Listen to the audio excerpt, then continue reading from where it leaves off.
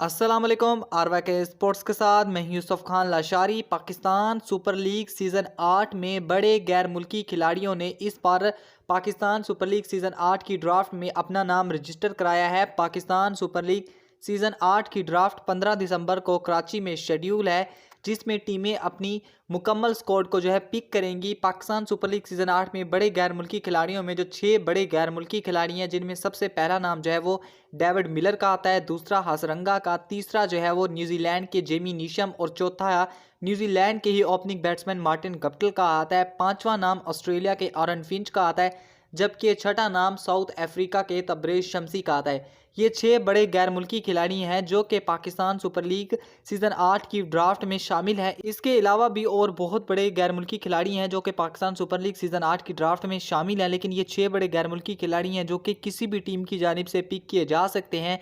सबसे पहले अगर बात की जाए लाहौर कलंदर की, तो लाहौर कलंदर ने अपनी रिटेंशन खिलाड़ियों में 8 खिलाड़ियों की बजाय 7 खिलाड़ियों की रिटेन किए हैं। एक खिलाड़ी उन्होंने अपना अभी बचा के रखा है, वो बाद में शायद उसको कवर करेंगे। अभी देखना होगा कि वो 8वां खिलाड़ी वो कौन सा रिटेन अपना रखते हैं। इसके साथ साथ लाहौर कलंदर के लिए एक मुश्किल खड़ी हो चुकी है, क्योंकि लाहौर कलंदर ने हारिस रऊफ और फ़खर ज़मान दोनों को ही रिलीज़ कर दिया है। पिछले साल की अगर बात की जाए तो हारिस रऊफ की जो कैटेगरी थी वो डायमंड रखी हुई थी, लेकिन इस बार हारिस रऊफ ने अपनी जो कैटेगरी है वो प्लाटिनियम रखी हुई है। अगर लाहौर कलंदर हारिस रऊफ को पिक करती है, क्योंकि उन्होंने ऑलरेडी 2 पिकें अपनी मुकम्मल कर ली हैं प्लाटिनियम कैटेगरी, जिनमें एक तो नाम शहीन शाह अफरीदी का उनके कैप्टन का आता है लाहौर कलंदर का, दूसरा वो अफगानिस्तान के राशिद खान का आता है। अगर वो तीसरी पिक अगर करते भी हैं तो फ़खर जमान या हारिस रऊफ में से कोई एक उनको पिक करना पड़ेगा, जबकि एक खिलाड़ी को उनको छोड़ना पड़ेगा। और अगर इन दोनों खिलाड़ी में से कोई एक खिलाड़ी अगर वो पिक कर भी लेती है, तो जो दूसरे गैर मुल्की खिलाड़ी हैं उनसे वो महरूम हो सकती हैं, जो प्लेटिनम कैटेगरी के बड़े खिलाड़ी हैं, 22 से 23 जो गैर मुल्की खिलाड़ी हैं।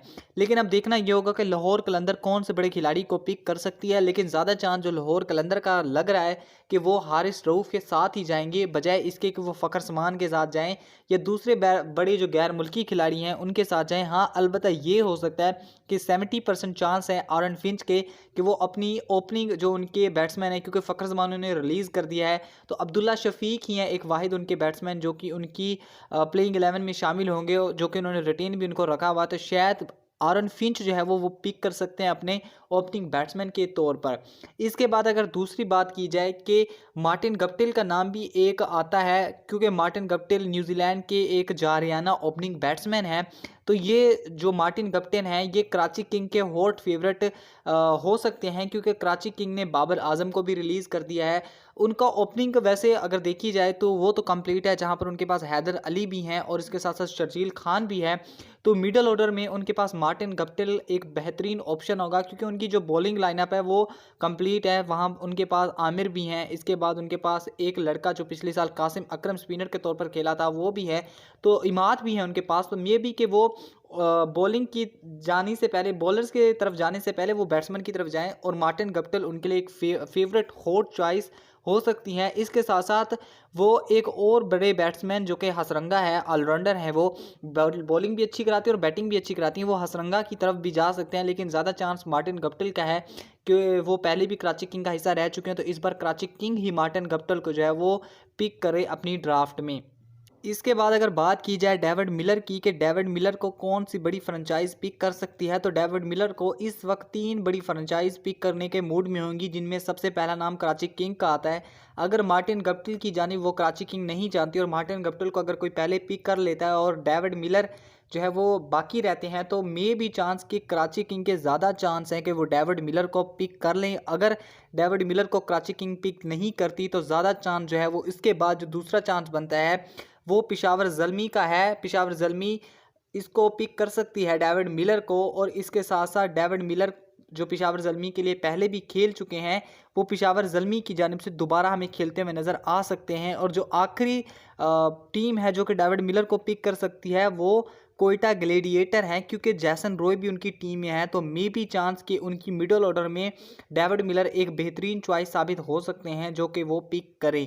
अब देखना होगा कि कौन सी फ्रेंचाइज वो डेविड मिलर को पिक करती है, लेकिन जो ज़्यादा चांस है वो कराची और पिशावर के दरमियान में ही है कि इन 2 बड़ी फ्रेंचाइज में से कोई एक बड़ी फ्रेंचाइज जो होगी वो डेविड मिलर को पिक करेगी। इसके बाद अगर बात की जाए जिमी नीशम की, तो जिमी नीशम के 90% चांस है कि कोयटा ग्लेडिएटर ही जिमी नीशम को पिक करेगी। इसके साथ साथ इस्लामाबाद यूनाइटेड की भी चांस है कि वो जिमी नीशम को पिक करे। वैसे तो उनकी अगर हम बैट्समैनों की अगर तादाद देखें इनकी इस्लामाबाद यूनाइटेड की, तो वो ऑलमोस्ट 6 से 7 नंबर तक सारे ही उनके खेलने वाले होते हैं। और इसके साथ साथ उनकी बॉलिंग अगर बात की जाए तो उनके पास बॉलर्स बहुत कम है, तो इसलिए वो बॉलर्स के साथ ही मतलब बॉलर्स को ज़्यादा पिक करने का उनके पास चांस है। तो जिमी नीशम एक अच्छी बैटिंग के साथ साथ एक अच्छी बॉलिंग भी करा लेती हैं, तो इस वजह से जिमी नीशम शायद इस्लामाबाद यूनाइटेड की तरफ जाएँ, इस्लामाबाद यूनाइटेड जिमी नीशम को पिक करें। और इसके साथ साथ जो मेन इंपॉर्टेंट है वो तबरेज़ शम्सी की जानिब भी जा सकते हैं इस्लामाबाद यूनाइटेड वाले। और एक और बहुत बड़ा नाम जो कि मैंने मेंशन नहीं किया अपने थंबनेल में भी और अपनी वीडियो में भी, वो टैमिल मिल्स का आता है कि टैमिल मिल्स या रेसी टोपली जो कि इस्लामाबाद यूनाइटेड की जानिब से पहले भी रेसी टोपली खेल चुके हैं, तो इन दो बड़े बॉलर्स में से कोई शायद हो सकता है कि एक बड़ा बॉलर इस्लामाबाद यूनाइटेड की जानिब से खेले। तो व्यूवर ये थी मेरी आज की update Pakistan super league season 8 से मुतल्लिक। तो उम्मीद है आप लोगों को ये अपडेट अच्छी लगी होगी। ये प्लाटिनम कैटेगरी के कुछ खिलाड़ी थे जो मैंने आपको बताया कि किस टीम के हॉट फेवरेट हो सकते हैं। अब ये तो स्क्वाड के बाद ही पता चलेगा कि कौन सी टीम किस खिलाड़ी को पिक करती है। तो इंशाल्लाह अब आपको नेक्स्ट अपडेट मैं जल्दी दे दूंगा डायमंड कैटेगरी के हवाले से।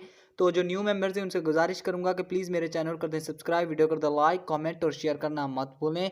और जो पुराने मेंबर्स हैं उनसे भी गुजारिश करूंगा कि प्लीज़ वीडियो को लाइक भी करें और इसके साथ साथ कमेंट भी करें और शेयर भी करें। Thank you.